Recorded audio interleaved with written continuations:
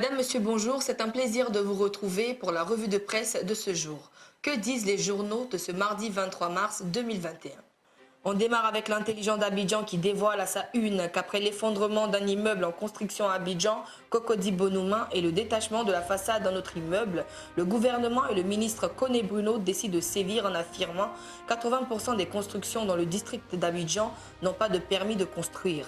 Dans ce même journal, Kobenan Adjoumani parle du véritable testament que laissent feu Amadou Gon Coulibaly et feu Ahmed Bakayoko. Poursuivons avec l'expression qui nous offre l'émouvant hommage de la ministre Kandia Camara à Ahmed Bakayoko en ces termes. Ahmed portait fièrement les idoles du RHDP.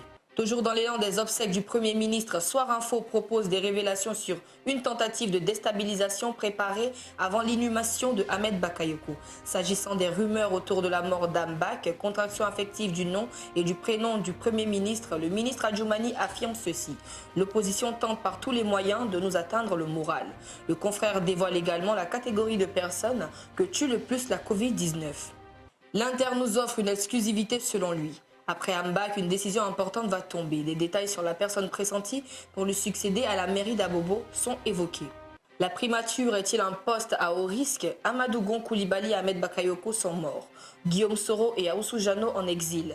Daniel Cablin Duncan, loin des écrans radars. Des détails sur ces mystères dans le journal Dernière Heure Monde. Le quotidien d'Abidjan, quant à lui, expose de graves révélations sur l'affaire compte inactif après la décision du gouvernement et montre ce que dit la loi sur la gestion de ses comptes. À la une du journal Le Nouveau Réveil, des questions se posent après les législatives du 6 mars 2021. À quand les élections sénatoriales? Laissera-t-on un Parlement avec une nouvelle Assemblée nationale et un ancien Sénat? Se demande ce quotidien à parcourir comme tous les autres pour tout découvrir. Le Bélier dévoile la formation du prochain gouvernement, la vision du président du parti Henri Konan Bédié, son message au président de la République de Côte d'Ivoire Alassane Ouattara et les clés pour sortir de la crise selon le journal. Le Bélier intrépide parle des décès et défections en cascade et estime que le régime du président Alassane Ouattara est dans l'embarras marqué par le printemps des seconds couteaux. Le Jour étale les chantiers qui attendent le ministre de la Défense par intérim, Téné Birahima Ouattara alias Photocopie, un surnom adopté par l'ensemble des Ivoiriens du fait de la ressemblance entre le président Alassane Ouattara et Ibrahim Ouattara. Le journal Le Matin met en avant la première dame de Côte d'Ivoire et affirme « Madame Ouattara, un pilier solide pour le chef d'État ». Le confrère nous parle de ces grandes actions qui ont transformé le rôle de la première dame en Côte d'Ivoire.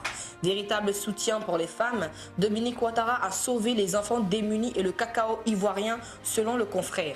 Au Niger, 137 civils ont été tués dans une série d'attaques dans l'ouest du pays. Des détails à lire dans le quotidien numérique.